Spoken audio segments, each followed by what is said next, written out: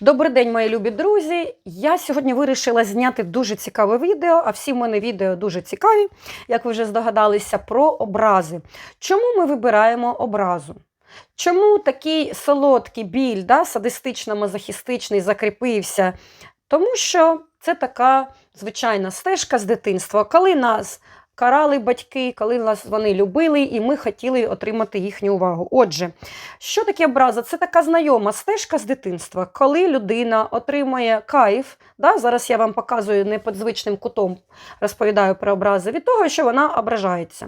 Отже, задайте собі питання, чому я ображаюсь? Чому я вибираю цю солодку позицію жертви? Чому я надуваю губи?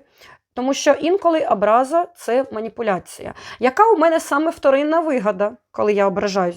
Навіщо я обираю бути дитиною і оцю солодку позицію жертви? Чому я так дую губи, як дитина? І куди уходить моя енергія? Тому що на того, щоб ображатись, інколи люди ображаються роками на якісь ситуації, на батьків. І, до речі, якщо це образи застаріли на батьків або на партнерів, я рекомендую почитати книжку Сьюзен Форвард «Токсичні батьки». Я майже в кожному відео про неї кажу. І розібрати свої непрості стосунки з партнерами, з батьками і з спеціалістом. Тому що бувають такі існують ситуації в житті, коли не ображатися неможливо. Якщо це були якісь такі екстремальні ситуації, коли батьки, дисфункціональна сім'я була, батьки, наприклад, не поважали і відносились до вас не дуже нормально. Тому ображатися інколи це нормально, але ви витрачаєте багато на це енергії, і треба це опрацювати спеціалістом. Це така ремарка для тих, в кого є застарілі якісь невирішені питання з батьками. Що ми будемо сьогодні роздивляти? Про що ми будемо говорити? І так, як вчений під мікроскопом, саме про образу і як її проробити. Які є техніки? Сьогодні я буду вам давати цікаві техніки. Перше. Аналіз, як вчений, як під мікроскопом роздивляємося цю свою образку. Дивимось на неї збоку, з іншого боку, зі сторони. Чому я ображаюсь? Які у мене відчуття бувають, що мені таке сказали, або що я думаю про цю людину, і як вчений вже аналізуємо. Логічно, не емоційно, а логічно. Далі, що? Я рекомендую опрацювати занижену самооцінку. Все це можна зробити або на моєму курсі для чоловіків, який є на сайті, або для дівчат. Я курс створю, як кожні півроку створюю цей курс. Була війна, трошки воно завадило моїм планам. Планую я цей курс для дівчат по самооцінці, по розвитку сексуальності на цю осінь. Отже, підписуйтесь на канал і будете в курсі, а також на мій інстаграм. Афірмації та медитації. Що я пропоную? Афірмації, як це не дивно звучить, і медитації, вони перестроюють структури мозку. І це вже доведено вченими, що медитації дуже гарно впливають на наш мозок. Тому що, чому всі ці йоги, монахи, буддісти, вони медитують? Тому що це позитивно впливає на біологічному рівні на наш мозок. Тому я рекомендую афірмації і медитації. Я своїм клієнтам їм даю. Далі, говоримо собі слово «стоп» і питаємо себе, що зараз відбувається? Чому я ображаюсь? Чому я зараз впав у цю дитячу садомазохістичну позицію жертви і чому я образився? Що трапилось? І розбираємо цю ситуацію. Можна прописати в щоденник. Далі, мовчання. Що таке мовчання? Мовчання – це також пасивна агресія.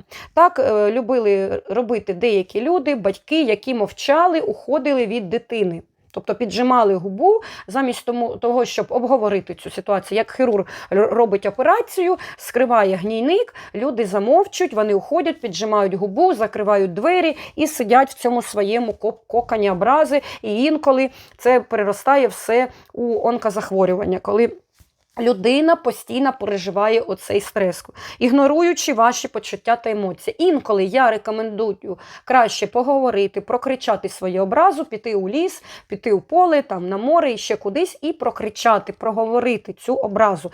Але не мовчати ні в коєму разі, не тримати в собі. Особливо це стосується чоловіків, які тримають часто образи, емоції під замком, тому що в нас є такі стереотипи, такий культ, що повинні чоловіки не не плакати, бути сильними, не ображатися і такими залізними роботами мачо.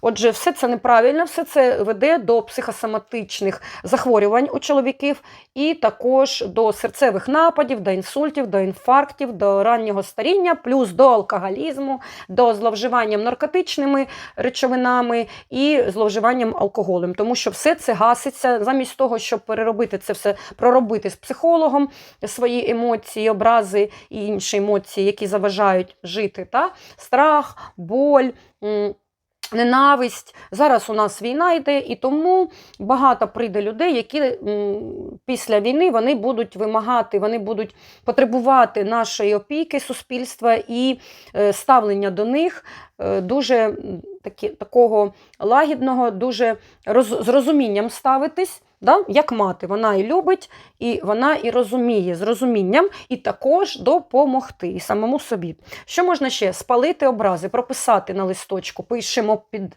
дуже-дуже так ретельно, мене свекруха сказала то-то, то-то, а я відповіла то-то, то-то, а він сказав оте, а я подумала оце. І це прописуємо, або про боса, або якась ситуація, яка у вас відбулася в житті, прописуємо, і потім беремо і підпалюємо. Або розриваємо на такі дрібні шматочки, з зусиллям. Тобто можна намалювати малюнок цього образу, не обов'язково бути там талановитим художником, митцем, просто намалювати олівцем або намалювати фарбами і все це з силою порвати і проговорити.